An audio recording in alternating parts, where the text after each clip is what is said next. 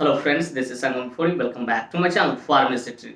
Friends, in this video I'm going to talk about phenoxin injection. Injection phenoxin. So friends, without wasting any more time, we should start the video.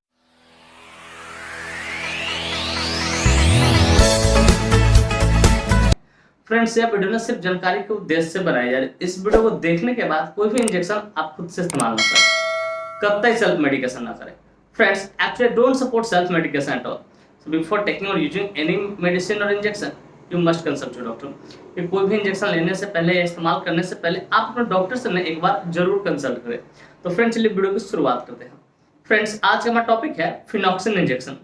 Friends, फिनॉक्सिन injection बहुत ही शानदार, बहुत ही प्रचलित prescription injection है, जिसका इस्तेमाल खास करके emergency condition को ट्रीट करने के लिए हॉस्पिटल में किया जाता है, लेकिन पूरी तरह से डॉक्टर के सुपरविजन में किया जाता है। और इसका इस्तेमाल किडनी वाले पेशेंट में अगर बीपी बहुत ज्यादा हाई हो रहा तो उसको ठीक करने के लिए इसका इस्तेमाल किया जाता है। फ्रेंड्स, यह जो इंजेक्शन है उसको पूरी तरह से डॉक्टर के सुपरविजन में ही इमरजेंसी कंडीशन में इसका इस्तेमाल किया जाता है, आप घर पर नहीं कर सकते हैं। फ्रेंड्स, थोड़ा देर पहले मैंने क्या बोला, ये क्या प्रिस्क्रिप्शन इंजेक्शन है। चलिए जरा मैं इसे क्लियर करता हूँ। डियर व्यूअर्स, प्रिस्क्रिप्शन इंजेक्शन कहने का अर्थ था कोई भी वैसा इंजेक्शन जिसे खरीदने के लिए, परचेज करने के लिए हमें डॉक्टर की पर्ची की जरूरत हो, उसे हम लोग प्रिस्क्रिप्शन इंजेक्शन बोलते हैं। फ्रेंड्स, यह injection alpha blocker receptor category से बिलोंग करता है। अब जाहिर सी बात, हमने इस टर्म का इस्तेमाल किया तो मेरे व्यूअर्स जानना चाहेंगे, पूछना चाहेंगे, sir what is the exact meaning of alpha blocker receptor category. तो डियर व्यूअर्स, मैं कोशिश करूंगा कि सरल से सरल, सिंपल से सिंपल शब्दों में आपको समझाऊं, ताकि आप अच्छी नॉलेज यहां से गेन कर सको और उसे यूटिलाइज कर सको अपनी लाइफ में। तो dear viewers, alpha blocker receptor category कहने का अर्थ है कोई भी वैसा मेडिसिन, ठीक है, जो हाई बीपी, ठीक है, सर्कुलेटरी सिस्टम और प्रोस्टेट से रिलेटेड प्रॉब्लम को ठीक करने का काम करे, वैसे सारे मेडिसिन को हम लोग क्या बोलते हैं, अल्फा ब्लॉकर रिसेप्टर कैटेगरी का मेडिसिन बोलते हैं। चाहे वो इंजेक्शन फॉर्म में हो सकता है, चाहे वो टैबलेट फॉर्म में हो सकता है। तो डियर व्यूअर्स, मैं उम्मीद करता हूं कि ये बातें आपको अच्छे से समझ में आ गया कि अल्फा ब्लॉकर रिसेप्टर कैटेगरी क्या होता है। तो सिंपली समझिए, कोई भी वैसा मेडिसिन जो इमरजेंसी कंडीशन में हाई बीपी से रिलेटेड या हाई बीपी या सर्कुलेटरी सिस्टम या तो प्रोस्टेट से रिलेटेड प्रॉब्लम को ठीक करने का काम करता है, वैसे सारे मेडिसिन को जनरली हम लोग क्या बोलते हैं, अल्फा ब्लॉकर रिसेप्टर कैटेगरी का मेडिसिन बोलते हैं। डियर व्यूअर्स, मैं उम्मीद करता हूं कि ये बातें आपको अच्छे से समझ में आ गई। फ्रेंड्स, चलिए बात करना चाहें कौन से कंपनी इसको मैन्युफैक्चर करती है, क्या इसके अंदर मॉलिक्यूल्स पाए जाते हैं, क्या इसकी यूसेज होते हैं, क्या इसके कंट्राइंडिकेशन होते हैं, क्या इसके साइड इफेक्ट होते हैं, क्या इसका डोज होता है, क्या इसका मोड ऑफ एक्शन होते हैं। इन सारी बातों को हम लोग समझेंगे इस वीडियो में बहुत डिटेल से। Friends, I will make you understand each and everything in a very simple way. Friends, मैं यहाँ पे ना हर एक चीजों को बहुत शानदार तरीके से और बहुत सस्ता तरीके से आपको समझाऊंगा। तो friends, first of all I would like to talk about which company manufactures it. कि फ्रेंड्स, सबसे पहले हम लोग ये बात करें कौन सी कंपनी है जो इस मेडिसिन को, इस इंजेक्शन को मैन्युफैक्चर करती है। तो फ्रेंड्स, इस इंजेक्शन को समर्थ लाइफ साइंस फार्मास्यूटिकल इंडस्ट्री द्वारा मैन्युफैक्चर किया जाता है, जो कि अपने आप में काफी प्रसिद्ध, काफी प्रचलित फार्मास्यूटिकल इंडस्ट्री है, हाईली रेप्यूटेड फार्मास्यूटिकल इंडस्ट्री है। Friends, this injection is basically manufactured by Samarth life science pharmaceutical industry. Friends, इसका एक एम्पूल 1 ml की पैकेजिंग में आती है, जिसकी कीमत मार्केट में लगभग 2300 रुपए के आसपास है और उतने में उपलब्ध हो जाती है। फ्रेंड्स, मैं यहाँ पे एस्टिमेटेड प्राइस बता रहा हूँ, एग्जैक्ट प्राइस नहीं बता रहा हूँ, वो अपना खुद देख लेना, क्योंकि प्राइस हमेशा टाइम टू टाइम क्या होता करता है, वेरी होते रहता है, बदलते रहता है। तो डियर व्यूअर्स, मैं उम्मीद करता हूं कि ये बातें भी आपको अच्छे से समझ में आ गई कि कौन सी कंपनी इसको मैन्युफैक्चर करती है और इसका एक एम्पूल कितने ml की पैकेजिंग में आती है और क्या उसका एस्टिमेटेड प्राइस होता है। फ्रेंड्स, नेक्स्ट हम लोग बात करना चाहेंगे which molecule is basically found in this injection. कि बेसिकली जो आप इंजेक्शन देखते हैं फिनॉक्सिन इंजेक्शन, ठीक है, इसके अंदर कौन सा मॉलिक्यूल्स पाता है। तो फ्रेंड्स, बेसिकली इसके अंदर सिंगल मॉलिक्यूल फिनॉक्सीबेंजामिन 50 मिलीग्राम पाया था, जिसका इस्तेमाल फियोक्रोमोसाइटोमा का ठीक करने के लिए किया जाता है, फियोक्रोमोसाइटोमा को ठीक करने के लिए किया जाता है। तो फ्रेंड्स, मैं उम्मीद करता हूं कि ये बातें भी आपको बढ़िया से समझ में आ गया कि इसके अंदर कौन सा मॉलिक्यूल्स पाता है। तो इसके अंदर सिंगल मॉलिक्यूल, ठीक है, फिनॉक्सीबेंजामिन 50 मिलीग्राम पाया जाता है, जिसका इस्तेमाल फियोक्रोमोसाइटोमा को ठीक करने के लिए किया जाता है। फ्रेंड्स, मैं उम्मीद करता हूं कि ये बातें आपको अच्छे से समझ में आ गई। फ्रेंड्स, अब बात करना चाहिए इसके यूसेज के बारे में, कहाँ कहाँ इसका इस्तेमाल करते हैं, डॉक्टर कब इसको प्रेस्क्राइब करते हैं, किन किन डिजीज सपोर्टेड ट्रीटमेंट में इसका इस्तेमाल लिया जा सकता है। Friends, let us talk about the usage of this injection. इस इंजेक्शन के यूसेज को समझते हैं कहाँ कहाँ इसका इस्तेमाल किया जाता है। Number 1 is treatment of high BP. कि अगर किसी का बीपी बहुत ज्यादा हाई हो, ठीक है, तो उसको ठीक करने के लिए डॉक्टर इसका इस्तेमाल करते हैं।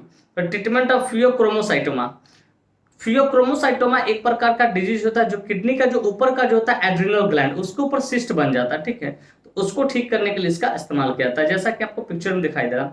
फिर प्रिवेंशन ऑफ स्ट्रोक, स्ट्रोक से बचने के तौर पे भी इसका इस्तेमाल किया था, इस इंजेक्शन का इस्तेमाल किया था। कहीं हाई बीपी हो तो स्ट्रोक भी हो सकता है। फिर प्रिवेंशन ऑफ हार्ट अटैक से बचने के लिए के तौर पे भी इसका इस्तेमाल किया था। तो फ्रेंड्स बेसिकली इसका जो इस्तेमाल होता है, मेनली जो इस्तेमाल होता है, जरा समझिएगा, मैं थोड़ा क्लियर कर दूं ताकि आपको अच्छे से समझ में। इसका जो इस्तेमाल होता है कि हमारे जो किडनी होते हैं उसका जो एड्रिनल ग्लैंड होता है उसके ऊपर जो एक सिस्ट बनता है और उसके कारण अगर बीपी हो, ठीक है, बढ़ा हो, तो उसको ठीक करने के लिए, ट्रीट करने के लिए इसका इस्तेमाल किया जाता है, इस इंजेक्शन का इस्तेमाल किया जाता है। सिंपली समझिए, ट्रीटमेंट ऑफ हाई बीपी, ठीक है, एसोसिएटेड विथ फियोक्रोमोसाइटोमा या एड्रिनल ग्लैंड सिस्ट। ये समझिए, थोड़ा समझिए कि फियोक्रोमोसाइटोमा होता क्या है कि हमारा जो एड्रिनल ग्लैंड होता है उसके ऊपर जो सिस्ट बनता है उसको हम लोग बोलते हैं फियोक्रोमोसाइटोमा बोलते हैं। तो अगर उस सिस्ट बनने के कारण, ठीक है, अगर हाई बीपी हो रहा है तो उसको ठीक करने का डॉक्टर इसका इस्तेमाल करते हैं, इस इंजेक्शन का इस्तेमाल करते हैं। हालांकि मैंने डिटेलिंग करके बता ही दिया कहाँ कहाँ इस्तेमाल किया था, ट्रीटमेंट ऑफ हाई बीपी। लेकिन हाई बीपी किसके कारण हो, अगर एड्रिनल ग्लैंड पे सिस्ट बना हो जिसको फियोक्रोमोसाइटोमा बोलते हैं, तो उसको ठीक करने के लिए, या तो सिंपली कैसा ट्रीटमेंट ऑफ फियोक्रोमोसाइटोमा को ठीक करने के लिए। फिर प्रिवेंशन के तौर पे prevention of heart attack, prevention of stroke से बचने के लिए इसका इस्तेमाल किया जाता है। तो फ्रेंड्स बेसिकली इसी के लिए इसका इस्तेमाल किया जाता है। फ्रेंड्स मैं उम्मीद करता हूं कि इसके यूसेज आपको बढ़िया से समझ में आएगा। फ्रेंड्स अब बात करना चाहेंगे इसको मोड ऑफ एक्शन के बारे में। फ्रेंड्स मैं कोशिश करूंगा कि मोड ऑफ एक्शन को हिंदी में ही समझाऊं ताकि आप अच्छी नॉलेज यहाँ से गेन कर सको। डियर व्यूअर्स, इसमें होता क्या है कि जो हमारा जो किडनी होता है, ठीक है, उसके ऊपर क्या एड्रिनल ग्लैंड के ऊपर जो सिस्ट, उससे जो हार्मफुल हार्मोन निकलते हैं उसको निकलने से ये रोकने का काम करता है ये इंजेक्शन। सिंपल इतना समझ, ये इंजेक्शन उससे क्या होता है, हार्मफुल हार्मोन को रोकने का ये काम करता है। सिंपल इतना समझ लीजिए। तो डियर व्यूअर्स, मैं उम्मीद करता हूं इसका मोड ऑफ एक्शन भी आपको बढ़िया से समझ में आ गया। फ्रेंड्स चलिए अब बात करना चाहें कंट्राइंडिकेशन का। Friends without knowing contraindication we should never ever administer any medicine any injection to anyone. बिना कंट्राइंडिकेशन जाने कभी भी किसी को भी कोई भी इंजेक्शन आपको एडमिनिस्टर नहीं करना, इसका परिणाम घातक हो सकता है। तो फ्रेंड्स नंबर 1 कंट्राइंडिकेशन है अल्कोहल। अगर किसी व्यक्ति ने अल्कोहल कंज्यूम कर रखा है तो उसको आपको नहीं देना है। फिर कहता है प्रेग्नेंट लेडी की, अगर कोई लेडी प्रेग्नेंट है, माँ बनने वाली इन द फैमिली में है, तो उसको भी आपको नहीं देना है। फिर ब्रेस्ट फीडिंग मदर, कि अगर कोई स्त्री अपने बच्चों को दूध पिलाती है, स्तनपान कराती है, लैक्टेशन मदर है, तो उसको भी आपको नहीं देना। फिर कहते हैं लिवर डिजीज, कि अगर कोई व्यक्ति लिवर डिजीज से सफर कर रहा है तो उसको भी आपको नहीं देना है।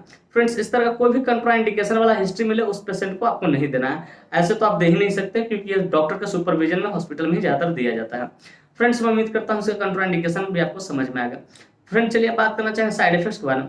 फ्रेंड्स जितने भी एलोपैथिक मेडिसिन होते हैं उसका कुछ ना कुछ तो साइड इफेक्ट देखने को मिलता ही, ठीक उसी प्रकार इसका भी कुछ साइड इफेक्ट है जो कि इस प्रकार है। नंबर 1 है लो बीपी। अचानक से बीपी को क्या कर देगा, डाउन कर देगा। इंक्रीज हार्ट रेट, और हार्ट रेट को क्या करेगा, इंक्रीज कर देगा, बढ़ा देगा, ठीक है। फिर नोजिया, आपका जी में चलाना, फिर वॉमिटिंग, हो सके आपको उल्टी हो जाएगा। फिर कहते हैं प्रीमेच्योर इजैकुलेशन जो होता है वो डिसऑर्डर होने लगा, शीघ्र पतन होना चालू हो जाएगा। ये कुछ इसका साइड इफेक्ट है। इस तरह कोई भी साइड इफेक्ट दिखे आप तुरंत अपने डॉक्टर कंसल्ट करें, इन्फॉर्म करें सर मुझे इस तरह की परेशानी हो रही है, तो वो कुछ ना कुछ दूसरे ब्रांड को सिलेक्ट करेंगे या दूसरे इसके जगह पर सब्स्टिट्यूट को सिलेक्ट करेंगे। तो डियर भी उसमें उम्मीद करता हूँ कि इसके साइड इफेक्ट भी आपको बढ़िया से समझ में आएगा। फ्रेंड्स चलिए अब बात करना चाहेंगे डोज के बारे में। फ्रेंड्स डोज हमेशा डिपेंड करता है एज पे, बॉडी वेट पे, सिविरिटी पे, जेंडर पे, इन सारी चीजों पर डिपेंड करता है। लेकिन इसका जो जनरली डोज चलता है 1 एम्पूल IV SOS के तौर पे चलता है। जब जरूरत हो तभी डॉक्टर चलाते हैं ज्यादातर, ठीक है। लेकिन इसको देने का मैं आपको तरीका थोड़ा बहुत बता दे रहा हूँ, ठीक है। लेकिन इसको आप परफॉर्म ना करें, डॉक्टर के सुपरविजन में ही परफॉर्म करें, बस जानकारी की वजह से। इसको आप 1 एम्पूल को 100 ml NS में IV स्लोली चला सकते हैं, या 1 ml को फिल करके सिरिंज में, ठीक है। फिर 9 ml आप NS लेके डायरेक्ट IV दे सकते हैं, IV स्लोली दे सकते हैं, तो ऐसे भी दिया जा सकता है। तो फ्रेंड्स मैं उम्मीद करता हूँ कि इसके डोज भी आपको बढ़िया से समझ में आ गया। फ्रेंड्स मैं उम्मीद करता हूँ ये बात स्पष्ट तरीके से आपको समझ में आ गया कि फिनॉक्सिन इंजेक्शन क्या होता है, कौन से कंपनी इसको मैन्युफैक्चर करती है, क्या इसके अंदर मॉलिक्यूल्स पाए जाते हैं, क्या इसके यूसेज होते हैं, क्या इसके कंट्राइंडिकेशन होते हैं, क्या इसके मोड ऑफ एक्शन होते हैं, क्या इसके साइड इफेक्ट होते हैं, क्या इसके डोज होते हैं। और साथ ही साथ मैं ये भी उम्मीद करता हूँ कि मेरी यह वीडियो काफी इन्फॉर्मेटिव, काफी इंटरेस्टिंग, काफी जबरदस्त लगी होगी आपको, और मेरे इस वीडियो से ना आप लोगों को बहुत कुछ सीखने को मिला हो। फ्रेंड्स वाकई में मेरी वीडियो इन्फॉर्मेटिव इंटरेस्टिंग लगी हो।